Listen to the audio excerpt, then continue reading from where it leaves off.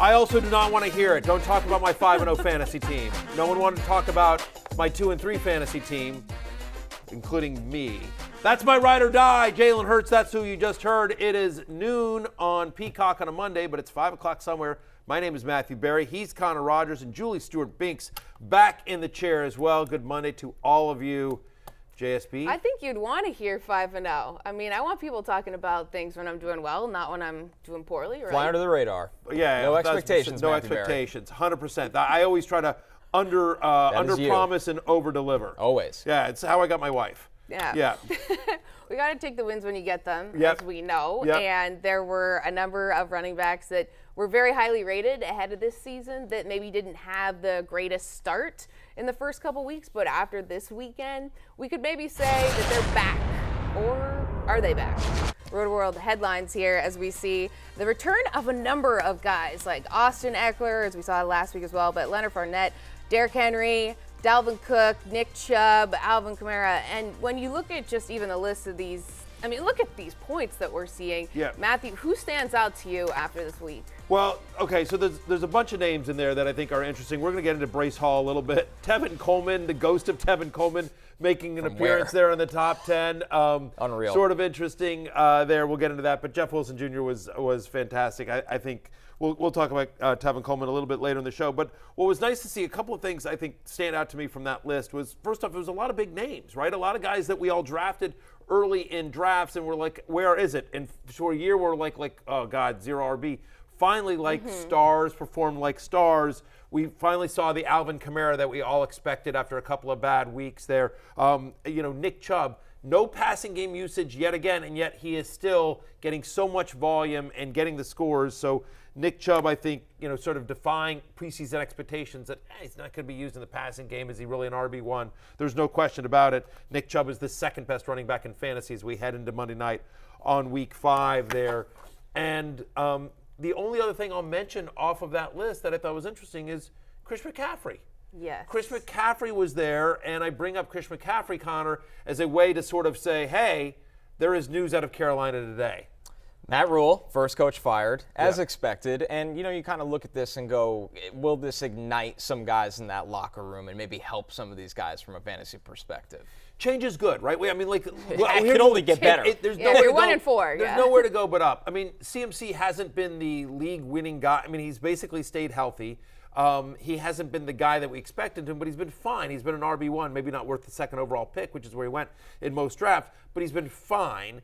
And hopefully if, listen, Ben McAdoo is still there. He's the offensive coordinator, but Matt Rhule is an offensive-minded coach. And so maybe with him out, maybe they try something different. Steve Wilks on the defensive side of the ball, he's going to be the interim head coach now. So you can only hope that, I don't know, maybe people play a little bit more relaxed. And can DJ Moore get to some fantasy consistency? Could we see Robbie Anderson return to what we saw in week 1 and what we've seen 2 years ago? I don't know that there's a major fantasy takeaway other than the fact that, it's been bad, and so nowhere to go but up for the Carolina Panthers offense. I think we've seen with interim coaches, they play a little loose because there's nothing to lose, right? They might go for it on more fourth downs. They don't have that situation where they're playing tight all the time. You might see a couple trick plays, and maybe that does get the receivers going a little bit. But it's great to see the big dogs return to exactly what they are. Nick Chubb, maybe the most gifted runner in football, 10 missed tackles forced, 5 runs of 10-plus yards. 99 of his yards came after contact. So Nick Chubb, situation aside, it doesn't matter what's going on there in Cleveland, he always shines.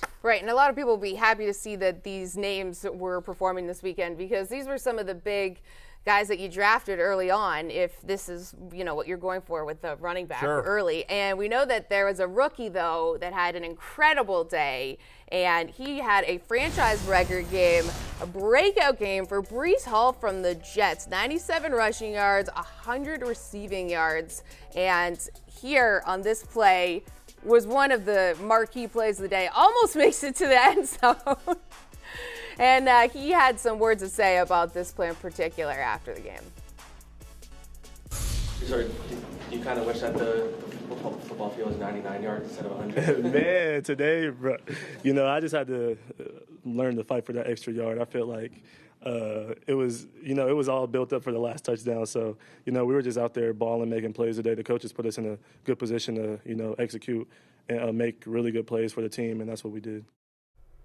Well, that is what they did. Yeah, he fought pretty hard, even to just get to being within that 1 yard. And Connor, you know the Jets well, seeing a guy like Breece Hall have a performance like this. Were you expecting a breakout day like this? No. I mean, this was a monster day on the ground and through the air. And he got tackled at the 1 yard line twice after big catches. So this could have been a huge day. This could have been a 40-point day for Breece Hall. But you'll take what you can get right now. And the most important aspect here is, Julie, that the Jets are focusing on getting him involved. Do you see the throw down the sideline on the wheel route from Zach Wilson? Michael Carter was actually underneath, pulling the defense down towards him. So things are open for Breece Hall. It's crazy to say this about the Jets right now, who are top 5 in red zone touchdown percentage.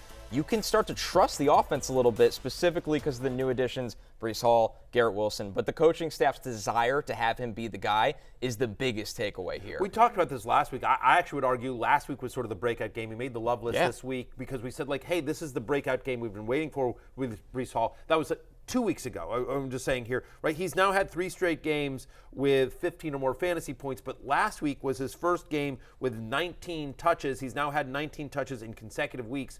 So I feel like last week was the breakout game. This week was like, okay, right. I mean, almost 200 total yards, as you mentioned. And despite the fact that Michael Carter got those 2 touchdowns, as you mentioned, Connor, again, his snap percentage has increased in 3 straight games. Like, I wish they would have let Breece Hall stay in there. Like, he had that crazy long play, and then they brought in Carter to get the bunny. But I think what's interesting to me is that he's getting so much passing game usage, which keeps his floor so high in this one, right? I mean, obviously, you're not expecting 90, 100 yards on 2 receptions, which is what wound up with this in this game. But, he's getting, a decent amount of targets every week. And as you look at their upcoming schedule, at Green Bay, at Denver, home to New England versus Buffalo, not a great schedule there for the Jets. But even in games when they might get blown out, like the Buffalo game, he's going to stay on the field because he has that passing game usage. I think he's locked in as an RB2 and could potentially get to borderline RB1 status. To your point, Connor, the Jets, better than I think a lot of people gave them credit for. As long as they're competitive in games, which is it appears what they're going to be.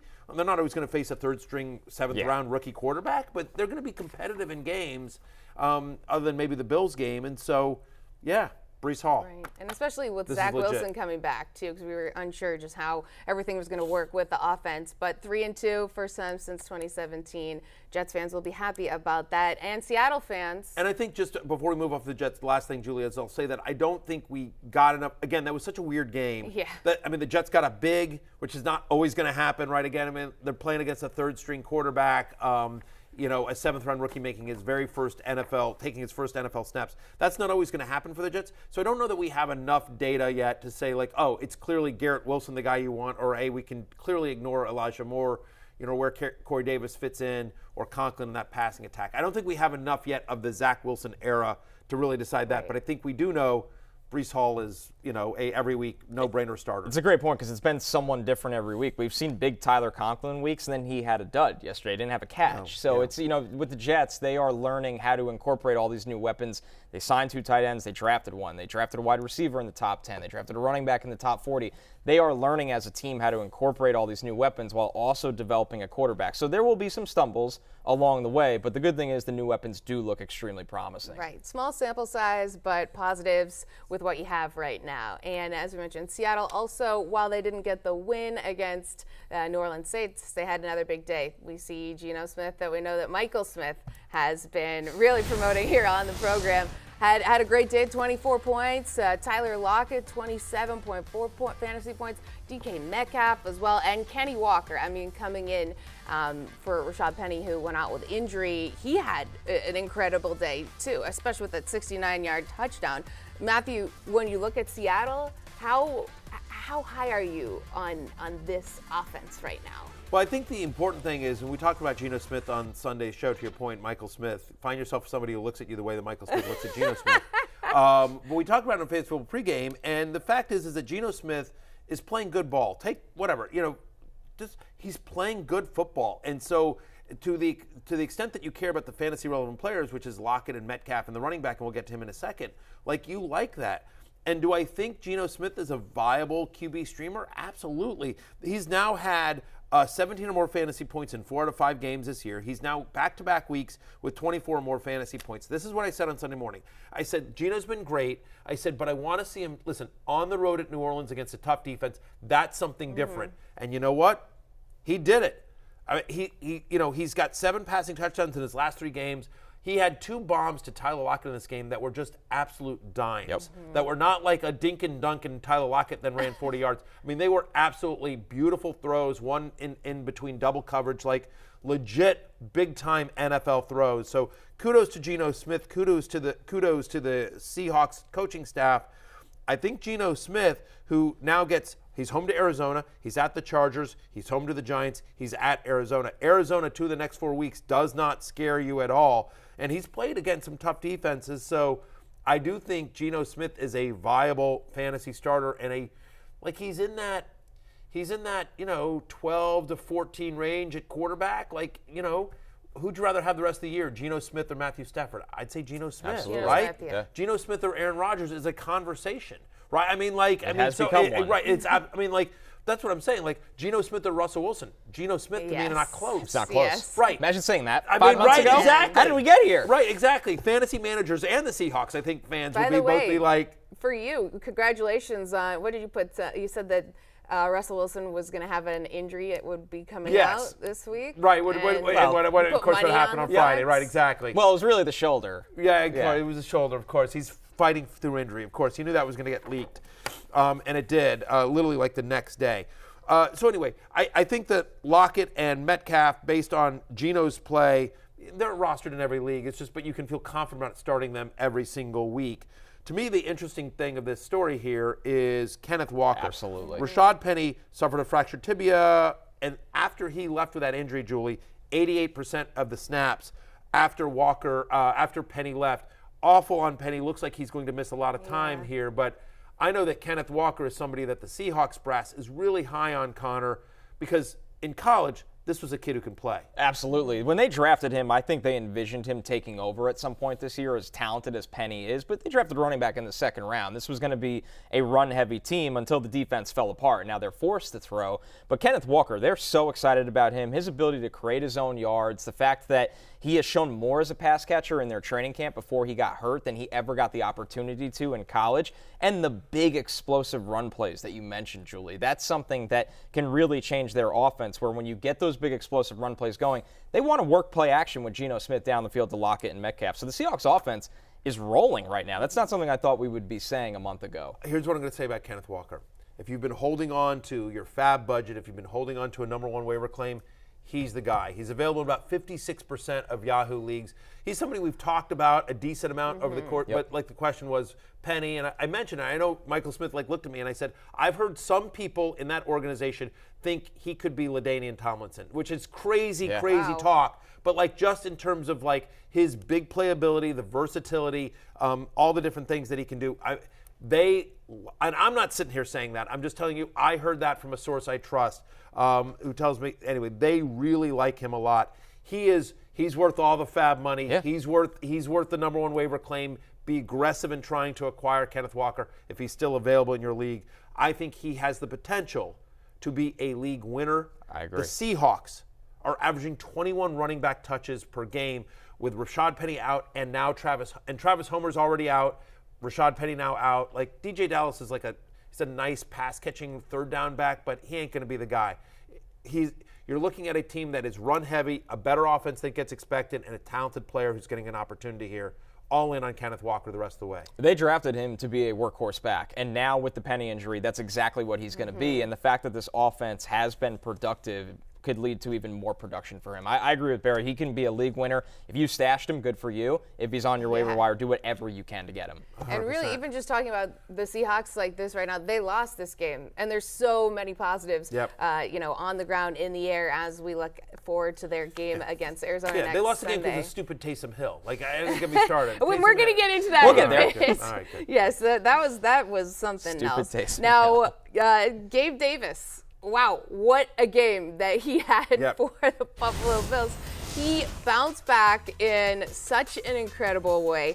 He had 3 catches for 171 yards, 2 touchdowns, and led things off in the first offensive play of the day. Yeah, he was on a couple people's benches, I noticed on Twitter out there. Yep. But Gabe Davis felt pretty good coming back and playing a huge role for the Bills. I mean, Gabe Davis, what he does. It's unreal to be in the position that I'm in and be able to make that play. I was just telling the guys, it just feels like I didn't even do it because it was just, such a big moment in the game and such a big step for me as well in my head and what I have going on. So I was just, really happy to be able to be the player to do it. Were you worried at all at any point in that play that he was going to get that ball away from you? Yeah, for a minute I was. I thought we were fighting for it. I really couldn't feel it out. And then once I got a good grip on it, I just ripped it out and was able to hold on to it. What was the vibe on the sideline in that fourth quarter? Guys just, saying that Gabe's back and Gabe's doing what Gabe does. Listen, here's what I would say about Gabriel Davis. We love him. He was a big sleeper in the preseason. For me, he was a big sleeper in the preseason for a lot of people. A very controversial person within the fantasy community. Yep. And what's weird is that I think both sides of that argument can take a victory lap today. The pro Gabriel Davis team, which is I'm included, I feel like I'm sort of the head cheerleader of that, can sit and go like, guys, 171 yards, 32.1 fantasy points. He scores twice. You see, like, he's got the big playability. That was one of the big things I talked about in the preseason was how his scoring equity and how when they get in close, they look for him. He didn't need that because he was taking it long distances. The anti-Gabe Davis crowd can sit here and go like, yeah, Barry, he had 3 receptions. He had 6 targets. In a game in which the Bills dominated, this was a guy that had over his last 2 games that Gabriel Davis has played, he's got a 14% target share. Mm-hmm. You can't, those are 2 fluky long plays. I mean, that's the longest scrimmage yards touchdown in Bills history. Right? And so, you can't expect that every week. So it's weird, Connor, because I think you can sit here and say, look at the fantasy production, but other people can go it's a fluke. The guy only caught 3 balls on 6 targets in a pass-happy offense in a game in which Crowder and Crowder and Isaiah McKenzie and Dawson Knox were all out. Mm-hmm. Absolutely, but the counter argument with the Bills' offense is it fluky? The Bills want to be this vertical attacking offense because they can. They have an alien at quarterback that could throw the ball 90 yards down the field on the run. They have one of the best receivers in football, Stephon Diggs, that commands a ton of attention in the intermediate area of the field. So whether Gabe Davis gets targeted 10 times a game or 3 times a game, the guy makes the most of those targets. So I'm still buying in, and I think this actually is sustainable, that he's just a big play guy in a big play offense. Yeah, I'm buying in, but the last 2 weeks, I'm sorry. I mean, he had 5.2 PPR points and then against Miami, and then 1.8 PPR against Baltimore. So I benched him. I know I took notes. You said don't bench him, play him. I was like, no way. I'm not playing him again and having him be a bust. He was on the love list this week, yeah. I put it out there, being like, oh wow, he's on my bench, and I had so many people on Twitter say on my bench as well. Because, at what point do you say I'm not going to play him again? The production hasn't been there, and he's been his health has been. The health's been the difference. That's the health one. It's he's been gimping around a little bit as well, so I understand that as well. Pittsburgh was a good matchup, though. Yes. I mean, the Steelers' defense is not the Steelers' defense of old. Without T.J. Watt back there, they're not getting any pressure, and so Fitzpatrick is a nice player, but they don't have a lot else.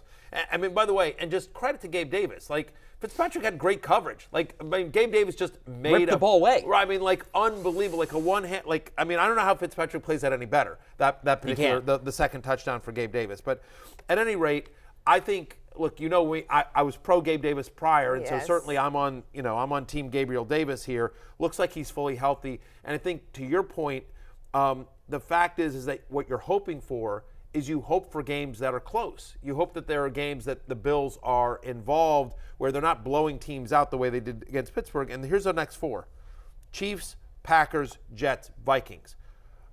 In theory, all of those teams actually could be somewhat competitive. The Bills are one of the best teams in football, but you certainly think the Chiefs will keep up with them. I think Aaron Rodgers and the Packers hopefully can keep up with them.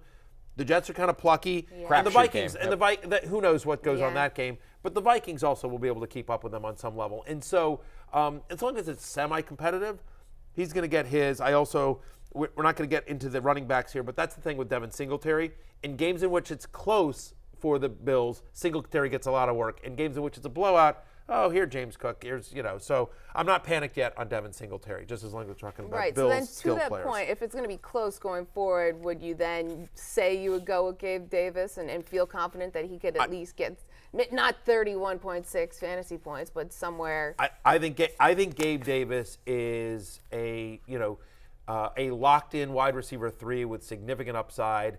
The leagues in which I have him, I'm starting him because we all have like those wide receiver three guys. Those guys are like, And so when you're looking at those sort of fringe guys as we talk about, like, give me the guy that's going to be on the field with Josh Allen, right? I mean, like, you know what I mean? Like you'd rather of those fringy guys, you'd rather a guy like that than some of the others that are playing in poorer offenses or worse quarterbacks. And there's a weird part of me that when I watch the Bills, especially in these blowout games, and still see them going for big plays and throwing the ball, there might be a Josh Allen MVP quest here that's in play that the coaching staff knows. They're not going to put him in harm's way, don't get me wrong. But they are very, very aggressive, even when up by 2 to 3 touchdowns, that it might not matter. And I kind of like that about this offense. Do you remember Drew Brees' record-setting year where they were like, where Sean Payton was just like, yeah, man, this is all about points. I don't care. Yeah. We're just throwing. We're up a zillion to 1, and we're going to keep throwing like that. It feels like, I'm with you, it feels a little bit like that they want to, whether it's Sean McDermott, whether it's Josh Allen's our franchise guy, this is the Bills' year. Whether it's Ken Dorsey saying like, "Hey, it wasn't all Brian Daboll. Yeah, I'm here. I'm here." Everything in like the booth that. throwing things. Yeah, exactly. Exactly. I'm passionate. Well, you love to see it because it definitely keeps the game exciting, and for Bills fans, they deserve something good once in a while. Carolina Panthers fans, they deserve something better after Matt Rhule now has been fired, relieved of his duties. 1-4 they were, and Mike Florio tweeted, "If everything I've come to believe about Panthers owner David Tepper is true, he'll fire Matt Rhule tomorrow." That was tweeted out Sunday night. Yes. And here we are. And then today. Some great prognosticating here. Well, Right. I guess everything I've come to believe about David Tepper is true. Yeah, that is Pro Football Talk's Mike Florio tweeting that out. David Tepper did, in fact, fire Matt Rhule, as we talked about. Again, there's no fantasy impact here other than the fact that, like, you're starting Chris McCaffrey every week no matter what, and I think it's wait and see on DJ Moore, who has been somewhat better the last 2 weeks, not good enough that you feel good about starting him, and not bad enough that you're like, okay, fine, I'll just drop him. Like he's in that Netherland, and so again, we know what it is now, so change can only be good. Nowhere to go but up, right. I think, for DJ Moore and the Panthers offense. Ultimately, I think this is a good thing for fantasy. When you got nothing to lose, right? 100%. That's right. You might also not have a quarterback. You might have a quarterback situation right now with Baker Mayfield. Baker Mayfield's banged up. We saw P.J. Walker, which was a mop-up duty there, XFL superstar P.J. Walker, but we'll see. Yeah. Whatever. It doesn't matter. There's no overreaction here is the biggest, most important takeaway. It's a wait and see with Carolina. Mm-hmm. All right, well, we're going to wait and see who is also on the up and up from our weekend warriors. The guys that really put in a great effort and it paid off. When we come back on Fantasy Football Happy Hour with Matthew Berry and Connor Rogers. Don't go anywhere.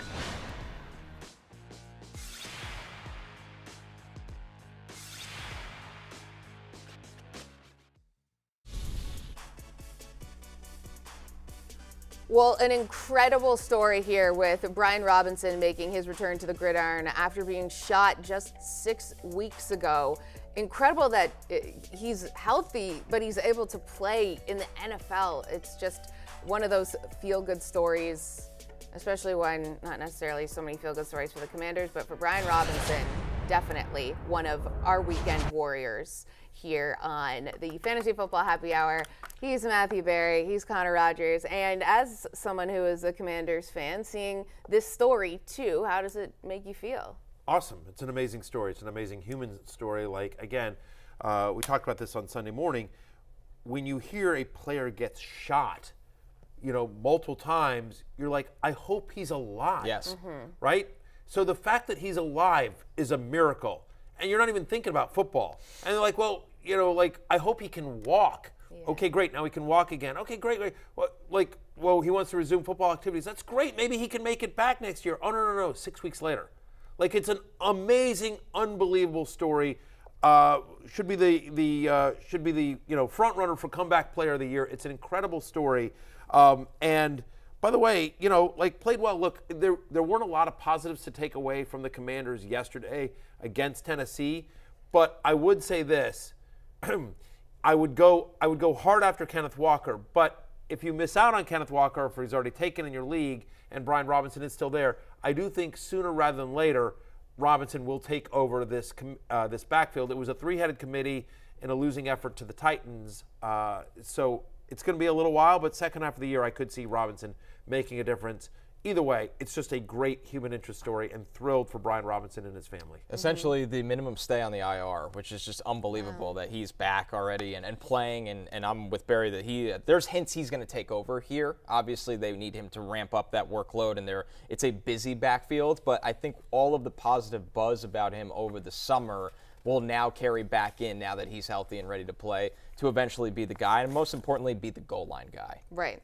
Okay, so we had a number of other weekend warriors that stood out. Now, the Dolphins had the fourth fewest rushing yards heading into the game against the Jets, but Raheem Mostert had 19 touches, 122 scrimmage yards, a touchdown, 19.2 fantasy points, despite the Dolphins dropping this one. Matthew, I know you've liked him for a while, but what did you think about him on Sunday? Raheem must start. We've talked about this a little way, and we've talked about this over the last couple of weeks. He is slowly but surely taking over this backfield from Chase Edmonds, who played one snap in the second half. He played one snap. In fact, Myles Gaskin got more run than Chase Edmonds in this one. He's now had 17 or more touches in consecutive games, 19 touches, which was a season high this week against the Jets. 46 offensive snaps. I mean, the question on Mostert has never been talent. It's always been health. He's fully healthy now, and especially given all the questions at quarterback for the Miami Dolphins, we don't know if Tua will be back. We don't know if Bridgewater will be back on Sunday. So either way, we expect them to lean heavily on Raheem Mostert. He's available, by the way. He's not 100% rostered. He's rostered in most leagues, but not in 100% of leagues. So Mostert, who had almost 20 fantasy points in this one. If he's out there in your league, obviously you want to grab him, but I think a legit RB2 going forward.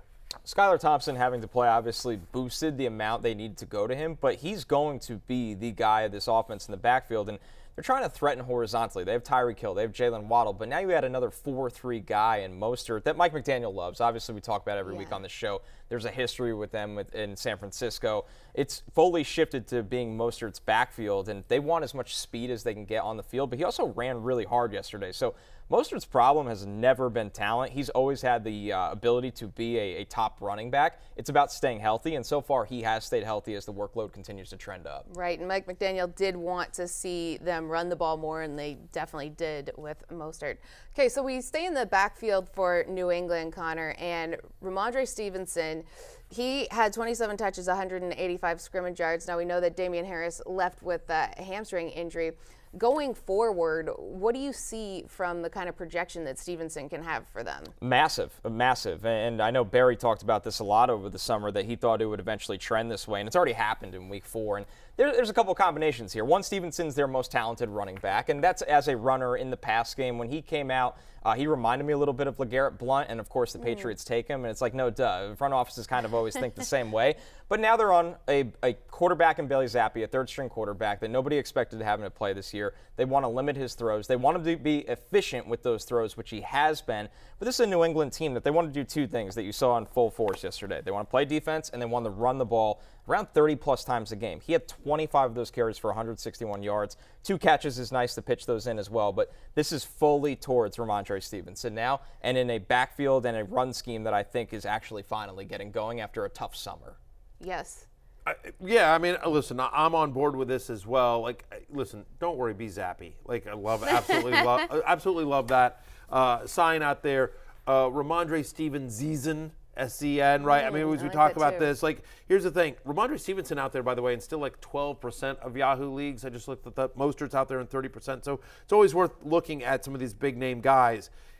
We don't know the status of Dameon Harris, but Connor, you're 100% right. They're going to want to be run heavy. And so Ramondre Stevenson, in his career, when he's gotten 15 or more touches, averages 16.1 fantasy points per game. I think 15 touches is certainly within the realm of possibility at Cleveland, against home to Chicago, at the Jets, home to Indy. stretch of decent defenses coming up, but the fact of the matter is, again, Stevenson is their passing down back with James White retiring, right? And with Ty Montgomery banged up. It's been the Stevenson show here. Last 3 games, 51 carries, 300 rushing yards, 17.5 fantasy points per game. He's the 12th best running back in fantasy over the last 3 games, and now his workload is going to get even bigger with Dameon Harris banged up. Right. You were hot on him to start the season, too, so that has certainly paid off. And sticking with the Patriots, Jacoby Myers said that he felt like a kid again on Sunday after he had missed 2 games with a knee injury. Had 7 catches for 111 yards, 24.1 fantasy points. You expect something like this from Myers. 95 or more receiving yards in 2 or 3 games played. Your point is well taken, Connor. No one expected Bailey Zappi to have to play, and they didn't it's not suddenly they're running a bunch of exotic stuff, but I thought Bailey Zappi looked pretty good. Oh, yeah. I mean, actually, I'm sitting here as a Commanders fan, really? The Patriots can find 2 guys in 2 years, and we're paying $28 million to Carson Wentz? Okay, great. Good times. But regardless, I think Jacoby Myers, if you're starting a pass catcher of the Patriots, obviously I think it's Jacoby Myers who's averaging 9 targets per game. Legit wide receiver 3, no question about it. The touchdown is a little bit of a surprise, but absolutely. I think whether it's Mac Jones under center or Bailey Zappi or even Brian Hoyer, it looks like it's going to be a while for Hoyer as well, they're getting the ball to Jacoby Myers. It goes back to something you say a lot, the ceiling Aguilar floor. also got banged up in this game, too. Yeah, right? The ceiling floor argument with Myers. He does not really ever find the end zone. This was a bit of an anomaly yesterday, and if that trend continues, it completely changes his outlook. But what he does always find is targets and yards and catches. So if you're in PPR and you need somebody to constantly hit that 8 to 14 kind of point format for you, you can trust Myers to do that. But once again, what can change his trajectory is if he can continue to score. Yeah, and it feels like he might be one of those guys where we're not necessarily sure what the outlook is going forward, especially if we're not sure. When Mac is back, then you feel even better. He's not exciting, but he's fine. He's efficient. Yes, he probably got drafted. I think he got drafted somewhere in the 50 to 60 range among wide receivers, and I think it's probably more fair to put him somewhere in the 30 to 40, 30 to 45 range. I think he's better than he gets credit for. But again, the ceiling is the question there, but the man did score this week, right? And 24.1 fantasy points is 24.1 fantasy huge. Points. Well, sky's the limit for Dameon Pierce, who had another incredible outing.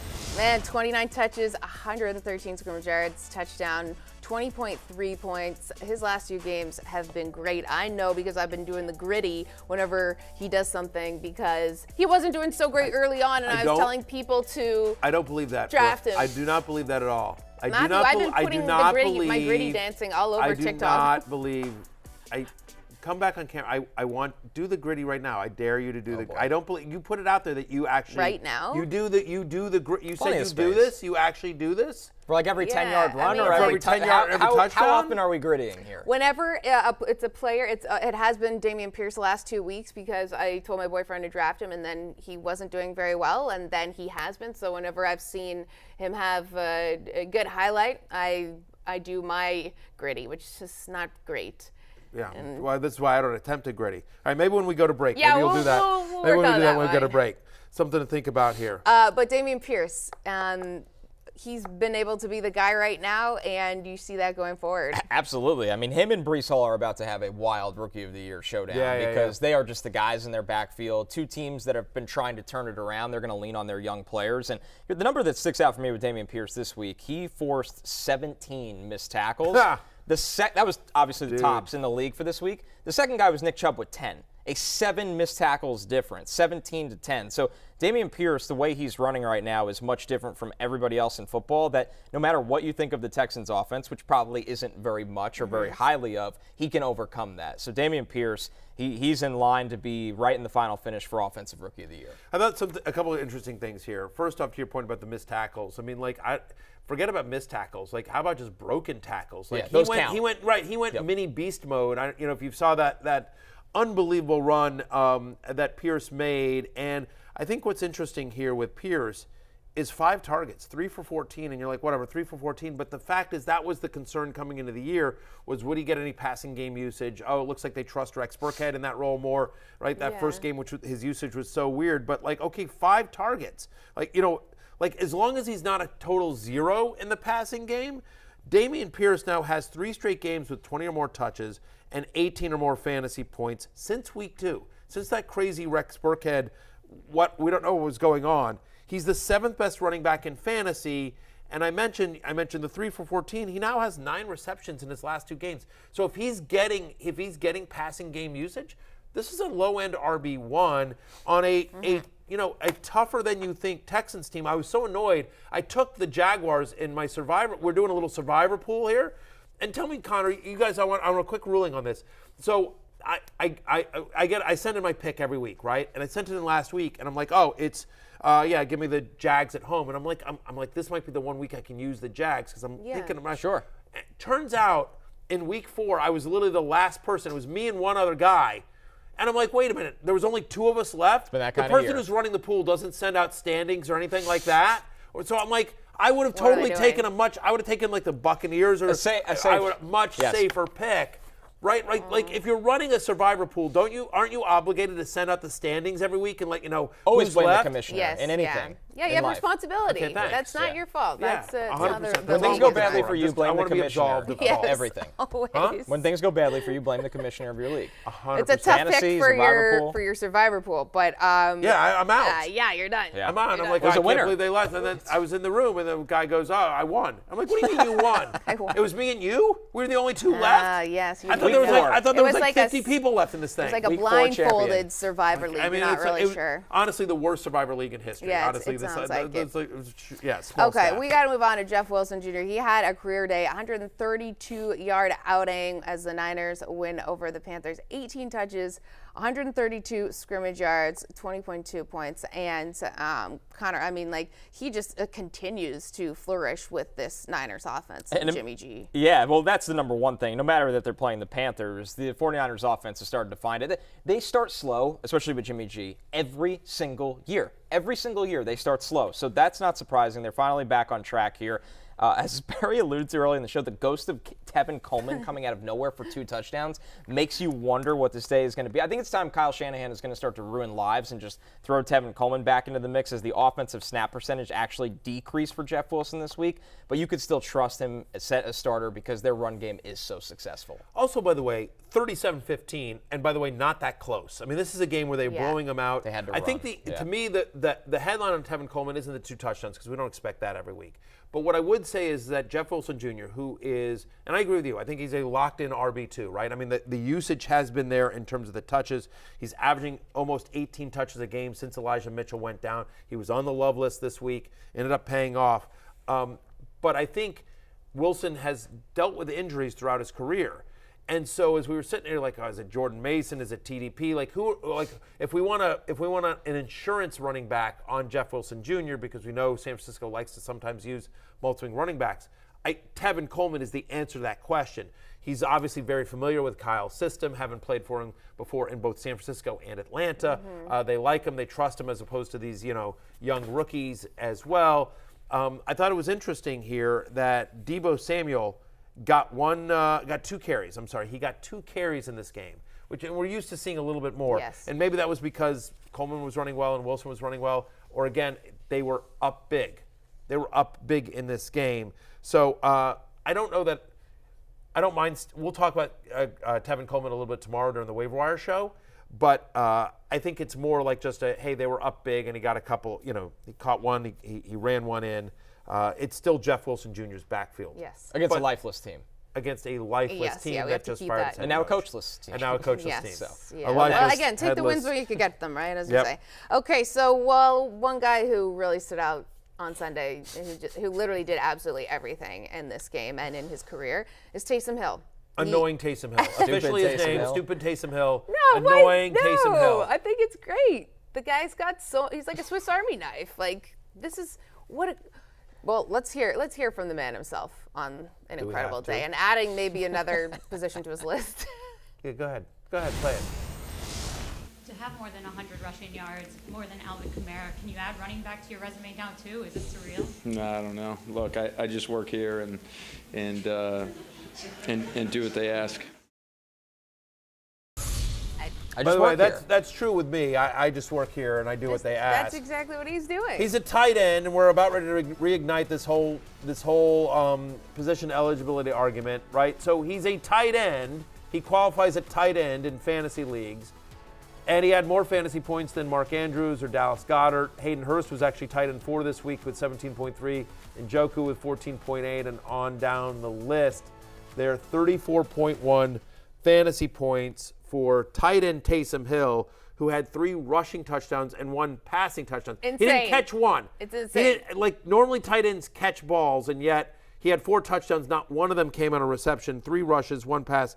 He played on 30% of the snaps. That's the problem, is that you can't, I suppose in a deeper league, tight end is such a disaster. Yes. As long as he maintains his tight end eligibility, I guess you continue to use him. Kind of a weird game in that, obviously Jameis Winston wasn't there, so they want to use him in certain packages as a, quote, quarterback, even though he's a tight end. But just understand that there's going to be big games like this, but there's also going to be games where he just does absolutely nothing because he's playing on literally less than a third of the snaps. Like, he's a gadget guy. And so I say annoying and stupid, not because the man is annoying or stupid. It's not his fault. To his point, he's doing a job. He's out there, and they're telling him what to do, and he's doing it, and by the way, and doing it effectively. Good for Taysom Hill. It just, like, for those of us with Alvin Kamara, for those of us with Chris Olave, for those of us that had to, in a 16-team league, desperately start Andy Dalton. And by the way, all those guys are me. I'm talking about me right here. Dalton in our league. Right? I mean, like, it's annoying because you're like, stop it with the Taysom Hill. A guy in the group project just like doing everything, where you're like, okay, we got to let other people have some credit at some point. Get some. Yeah, I feel like that. I feel like you're kind of like a Taysom Hill. You're doing everything. No, but when I was in group projects, I was the guy that wanted Taysom Hill. Like, hey, you're smart. Yeah, listen, I'm just going to be the guy in the corner telling jokes and keeping everyone entertained. Can you do the actual work? Well, the Saints were like that then. Right. I mean, this one. What were you like in school? Were you like that? Were you like the goody two shoes, or were you like goody two shoes, but definitely not Taysom Hill. Right. Yeah. Right. Okay. You had your role and you stuck to it. I had my role. Taysom Hill is just eating off everyone's plate. Mm-hmm. We're going to talk more about this tomorrow. But I guess the final thing is we'll talk more about him. But I think given the state of tight end, am I starting him over a Mark Andrews or a Kelsey or a Waller or a Higbee or some of the guys that have been productive? The jury's still out on Waller. We'll see if he does anything tonight. But generally speaking, I'm not starting him over like kind of a known quantity at tight end. But if you're sifting there through the kind of the dregs of humanity, as it were, like you're just like, and you're like, hey, I'm starting this guy and maybe he'll score a touchdown. I think he's in that mix. What's funny to me with the Saints is, and I do lean on the side that this is fool's gold. Like, this is not sustainable. This is very a gadget, fluky, whatever, especially when Jameis comes back. But the Saints right now are second in the league in red zone appearances, converting them to touchdowns. And he is a massive, massive part of that high rate of not kicking field goals when they get into the red. So do they look at that and go, this is a metric that we can finish top 5 in the league in because we have him? Or do they get back to conventional football? We'll find out. It's hard to say. It does feel a little bit fluky there that, just most teams don't convert at that rate. No, it's an insane rate right now. It's an insane rate right now. Yeah. So it's coming back down. Yeah, well, it's exciting to say the least. And also shout out Mark Andrews' first touchdown score in the game. That one worked out. The T. Higgins, who knows what's going on with that? That was brutal. Like, he aggravated something, didn't play. But yes. On Football I don't want to just inflate your ego the entire time by what you said.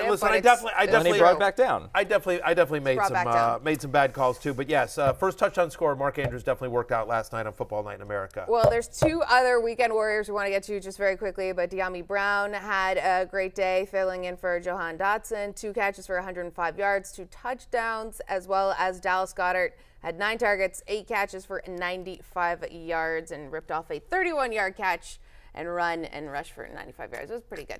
Goddard is a set it and forget it, tight end one who's had 60 yards or a touchdown in every game so far this season. He's part of that red-hot Eagles offense, right? I don't think we need to talk about Goddard that much. I do think De'Ami Brown is a little bit interesting here. He had the 2 touchdowns, beautiful games, but an 8.5% target share. they're playing Chicago in the short week, so Jahan Dotson might not be back. So I guess if you were desperate for a streamer, but he's not. I think it's more fluky than not. He's not somebody that I would rush out to get to the waiver wire because you've got McLaurin and Samuel, and Logan Thomas should be back as well, plus all the running backs. Right. So 2 big plays, but I need to see it a little bit more before I'm willing to buy in. More interesting in Dynasty, I would say. Yes, well, we need to see some of the Sunday Scaries. Some games that didn't go so well for some guys. Hey, it's a fantasy football happy hour. Anything can happen. Matthew, Connor, and myself will be back after this. Well, we saw here in Blighty, Aaron Rodgers and not Aaron Rodgers being pictured here, but I'm not sure if that's not Aaron Rodgers. That looks kind of like Aaron Rodgers. They look very similar. At NFL put out that tweet if you haven't seen it, but I've seen some features on it. So yeah, the guy just sort of looks like it. I think they met too. He lives over in London, but he looks exactly like Aaron Rodgers. By the way, he sort of played like Aaron Rodgers too. Just disappointing day for the Packers offense. Yes, definitely. Oh man, but a big day for the Giants, as we saw. I mean, the 4-1 Giants, the Brian Dable Giants, holy smokes. Okay, but we're not going to get into the good stuff. We're going to get into some. And we're not going to talk about it real quick, but one of the guys that made me a little nervous is A.J. Dillon. Just speaking about the Packers offense, it was, we keep complaining about free Aaron Jones. They did free Aaron Jones, didn't translate into fantasy production in a big way, but A.J. Dillon with his, I believe, his lowest snaps of the season. It was that one was an interesting one. Didn't have a great day. Also, Najee Harris as well. The Steelers not doing a whole lot with offense. Dude, he probably, other than Kyle Pitts, he's the biggest non-injury fantasy disappointment so far this year. One game with 75 or more scrimmage yards this season. He's had 2 different games under 40 yards. He actually played fewer offensive snaps in this one than Jaylen Warren. He played 37 to 38 for Warren. He's played 80% of the offensive snaps just once so far this season. And, you know, they can't block anyone. And part of the problem is I'm willing to write this off on a little level just because they got blown out. And they're trying to do different things, and the offense is going to take some time to adjust to Kenny Pickett under center. But if you look at their upcoming schedule, home to Tampa Bay, at Miami, at Philadelphia, home to New Orleans. Like, those are 4 defenses that are hard to run against. It's not getting better. 2 things for me with Najee Harris that neither are good. One, Kenny Pickett's not targeting him. I think he has 4 targets in the 6 quarters he's played with Pickett. Najee Harris, when you draft him, you expect him to be a target machine. Second thing, this game, he averaged less than a yard before contact. When he gets the ball handed to him, he gets hit. It's not good. Yeah, I don't know what you can do about it. If somebody's willing to give you top 20 running back value for him, you might be like, oh, I'm selling low on Najee Harris. But if somebody's still willing to pay for, name value here, but to me, I think you've got to downgrade him now to, touchdown-dependent flex. Right. This is... You just got to hope someone in your fantasy league's not paying attention. Yeah, I mean, he's still got name value. He's still getting a decent amount of work here, but I don't see it's not one of those games where I'm just like, don't worry about it, it's going to get better, because I don't know that it's going to get a lot better. It'll be better than 6.6 fantasy points, but not a lot better. You know what I mean? Yeah. All right. Connor, do you think it will get any better for James Robinson? A little bit of a roller coaster because he's got to face the Bucs next week. I don't love that. But then you go to Miami, who the Jets just ran all over at will. Miami didn't tackle or stop the run. So James Robinson, he's not going to be as bad as less than 6 fantasy points that he had this week. The snaps are not going to trend all the way downward, even though they did a little bit behind Travis Etienne this week. So James Robinson will be fine in the long run, but he's got a couple bad matchups ahead. Okay, Christian Kirk, though, Matthew Berry. Off the one thing on Robinson, I'm with you there. I think it is interesting to see Etienne get more snaps than James Robinson in this one.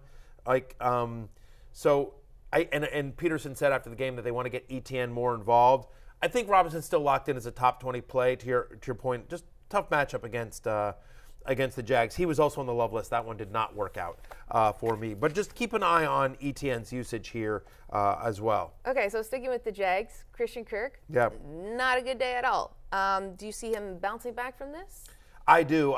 Listen, I'm in on Christian Kirk. Christian Kirk to me is a buy low, right? For me, the fact of the matter is 1 for 11. I get it. It was definitely a tough game for him, but he ran the most routes by a Jaguars wide receiver in Week 5, right? And this is a guy that had 6 or more catches or 70 more yards in his first 3 games. Tough game where the Jaguars offense couldn't get anything going against Houston, which is, better than they get credit for defense. And then last week in the slop in the rain against Philadelphia. So I'm not ready to write off Christian Kirk. I actually think he's a buy low. Colts are next up for the Jags, then the Giants, the Broncos, and the so yeah, I mean, I'm actually, and then the Colts again, I think. So I think Christian Kirk is a buy low. I'm willing to chalk this up as a bad day at the office. Another bad day at the office, Jaylen Waddle.